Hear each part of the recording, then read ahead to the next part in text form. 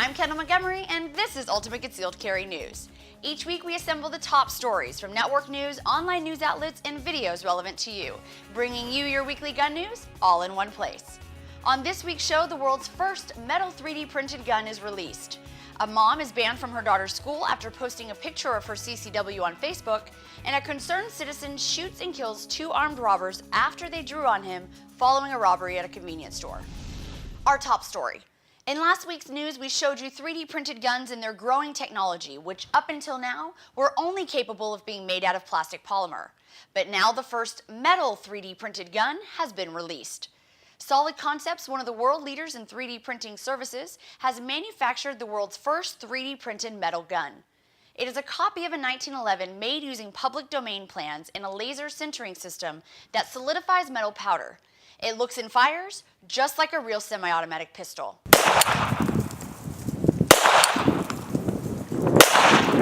The VP of Marketing for the company, Scott McGowan, said, "We made it to prove out metal laser sintering technology, and we think it's a departure from the Liberator. It's not done with hobbyist printers. It's not something you're going to find in someone's garage." Unlike its predecessors, the Liberator and the Grizzly 2.0, which were able to be printed on relatively inexpensive home 3D printers, the printers used to make Solid Concepts' fully operational metal gun cost well over $500,000. The company professes to be professional engineers working with professional machines for professional clients, whose goal is to help gunsmiths acquire difficult-to-build parts using this technology.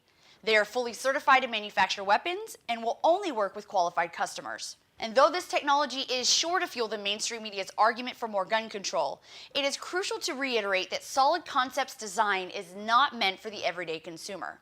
It is intended for major gun manufacturers. And since the gun is made entirely of metal, it will set off a metal detector, while the previous models made of plastic won't. Nevertheless, the debate is sure to ensue, so be a part of it and post your thoughts on the matter. In Augusta, Georgia, Tanya Mount, an Army veteran and mother, was banned from her disabled daughter's school after proudly posting a picture of her carry permit on her Facebook page. He tells me that we're going to issue you a criminal trespass warning. The principal is scared of you. She doesn't want you on the grounds. I'm like, for what? He's like, were you in the Army? I said, yes. He's like, do you have a concealed weapons permit? I'm like, yes. She told me that instead of volunteering at the school and playing on the playground with my daughter, I need to be at home doing grown-up things. I feel like a criminal. I want to be heard. I want a public apology. Mount later posted on her Facebook page, "I am a private person. However, after serving our country, it is my duty to make sure that our lives are not infringed upon. However, do it all within the confinements of the law. I am a law-abiding citizen." Her daughter has since been transferred to another school in the district. In Reading, Pennsylvania, two masked gunmen entered Crick's Corner convenience store and held the owner at gunpoint with shoppers inside. A friend of the owner was working in the basement when he heard the commotion. He confronted the two robbers as they were leaving and told them to stop and that he was calling the police. That's when they drew their guns on him. The concerned citizen, who is licensed to carry, then pulled his gun and shot and killed both men. Authorities say this was clearly a justified use of force, and the neighbors are touting him as a hero. He was very brave, very brave. I mean, he could have ran away. He chose not to. He had a license to carry a firearm. He has been released, and I do not expect that any charges will be filed against him. But the families of the two robbers claim they were hardworking family men and weren't hardened criminals.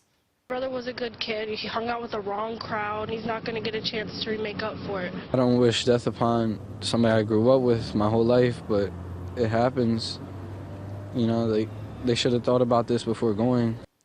Police are not releasing the name of the citizen who shot the two suspects and are calling the incident a case of self-defense.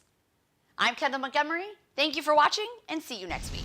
Stay connected. Subscribe to our YouTube channel, like us on Facebook, and follow us on Twitter.